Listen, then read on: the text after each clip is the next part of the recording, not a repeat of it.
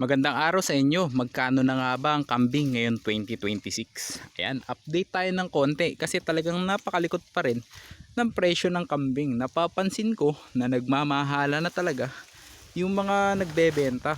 So, tingnan natin ha kung ganun pa rin sa ating farm o katulad na rin ng sa ibang mga nagbebenta. Okay, so bibigyan ko kayo ng idea, iikutan natin yung mga alaga ko dito. At bibigyan ko kayo ng idea kung magkano yung i-offer ko kung ako yung magbebenta sa kanila. So sa point of view ko naman to. Yan. Kunyari ipapagpalagay ko na merong magbibili sa akin ng kambing at ako magbebenta sa kanila at gusto ko na magbenta. Okay. So umpisahan natin do sa pinakamahal muna ha. Kasi meron akong barako dito. Yan si Walter. Matagal na to sa akin. So galing to sa ano pa, sa 13 Cabezas. Yan si Walter, siya nakatali sa damuhan at ito ay may lahing Anglo-Nubian. Yan, nakikita nyo na rin siya sa iba kong mga videos. At kung kayo ay taga-subaybay ko, meron akong video ko saan nabili ko siya sa halagang 20,000. Ayan, binili ko siya noon 4 months old at medyo dumedede pa siya sa kanyang nanay. Kahit na 4 months na siya, malaki din yung kanyang nanay. At ngayon, ay nagtagal na siya sa akin at nagkaroon na rin siya ng maraming anak. So marami na siya naging anak kay Mama Brown at dun sa iba ko pa mga kambing na malalaki din. Wala na yung mga kambing ko na naging inahin kasi inabutan niya, malalaki na. Pero since siya nga ay nabili ko ng 20,000 ngayon, kung sakali na ikakal ko na siya at ibebenta ko na bilang pangkatay o dun sa time na nag-retire na siya, ay ibebenta ko siya ng 250 per kilo pa rin. Kagaya pa rin ng presyo ng native yon. So kung ano yung patakan ng timbang niya, yun yung magiging presyo nito. Okay? So live weight ang ibibigay ko doon. So pag tatansyahin mo kasi ito, bigat niya ay siguro abuto ng 40 plus o kulang 50. So hindi lang siguro. Basta pag tinimbang mo siya 250 times mo dun sa kalalabasan niyang timbang. So yun yung magiging ano. Ngayon kung siya ay malakas pa naman at gusto pang palahiin nung isa nung mga bibili, pwede mo siyang ibenta sa same price na 20,000. Ngayon kung medyo tatawaran ka na reasonable naman, kung tatawaran ka nila dahil medyo may edad na siya o umidad na kaysa dun sa dati, pwede mo siyang ibaba ng hanggang 15. Okay, so ganon. So depende kung magagawin pambreed or pangkatay. Ngayon punta naman tayo sa naging anak niya na si saan yan? Si Neneng Black. Saan napunta si Neneng Black? Ayun, nandun na siya. Yan si Neneng Black. Saan siya ay F2 na dahil ang nanay nito ay si Mama Brown. Okay, at si Mama Brown syempre ay Anglo-Nubian din na F1.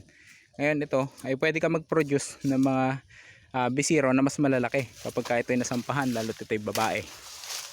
Okay, ngayon makapag-produce na ng maraming gatas at magandang gawing inahin. Ngayon pag binenta mo siya, pwede itong pumatak ng 15 hanggang 18,000. So ganon, hindi siya pang katay, siya ay pang ano, yung breed. Okay, tingnan niyo po ay tsura. Yan, hindi ko na dinehord. Okay, so nasa 15 to 18. Ngayon puntahan naman natin si MY kung saan siya ay anak ni Hansel. Si Hansel ay native goat at sinampahan ni Walter na Anglo-Nubian. Ayan po yung naging resulta. Okay, so pag ganyan pwede na siyang manganak ng maging magatas na anak at magatas o ibig sabihin magatas siyang inahin at mapapadede niya kanyang anak. Ayan, sa kasalukuyan siya ay buntis. Okay, at syempre maganda rin siyang gawing inahin. Ngayon kung sakaling ibebenta mo siya, pag binenta mo ang isang kambing na buntis ay pwede siyang umabot ng 6,000 to 7,000.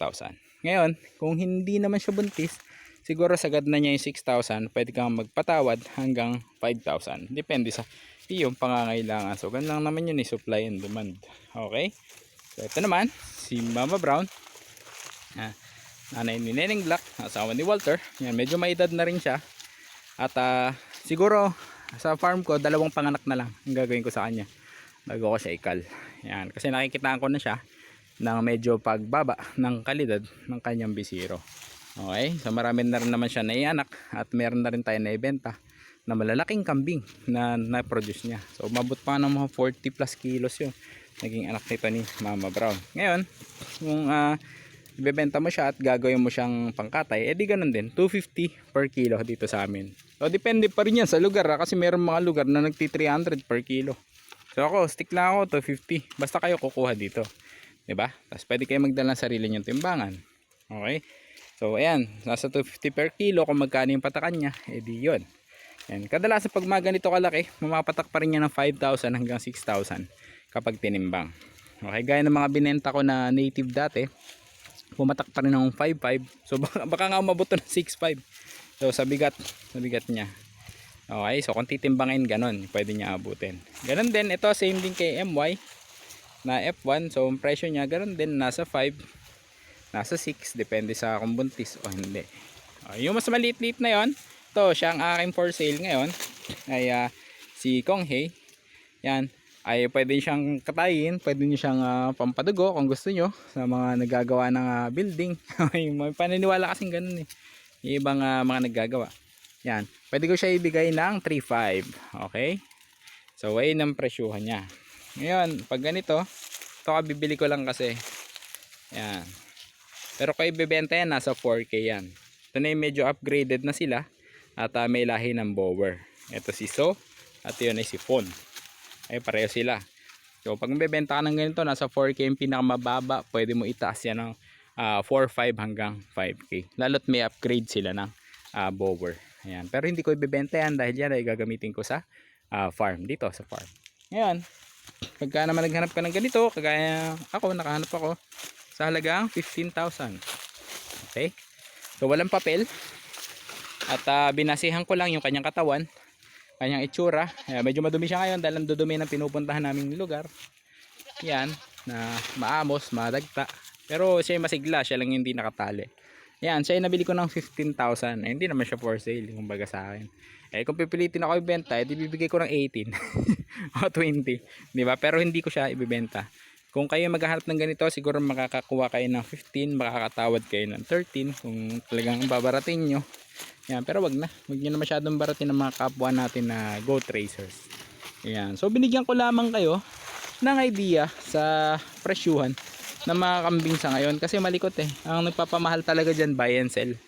Ayan, yung nagbabuy and sell nyan, minsan bibili sila, papatungan nila na 1,000, 2,000. Yan. Iba naman na for transpo. So maintindihan natin yun kasi for transportation cost nila, naggasolina sila, napagod, kailangan talaga merong ganun. Yan sa mga buy and sell. Pero yung nangyari buy and sell sila tapos ikaw pa ang pick up, wag masyadong taasan, di ba? Magba-buy and sell ka, gagawin mo, ikaw na rin magde-deliver ng kambing nang sa ganun na hindi naman masyadong kawawa yung mga buyer, di ba? So ganun lang. Yung kumita ka sa delivery effort mo, sa pagod at sa gasolina.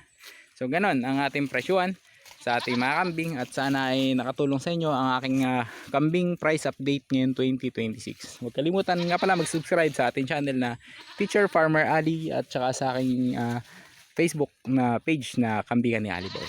Okay? So salamat sa inyong tiwala at suporta. Happy Goat Racing!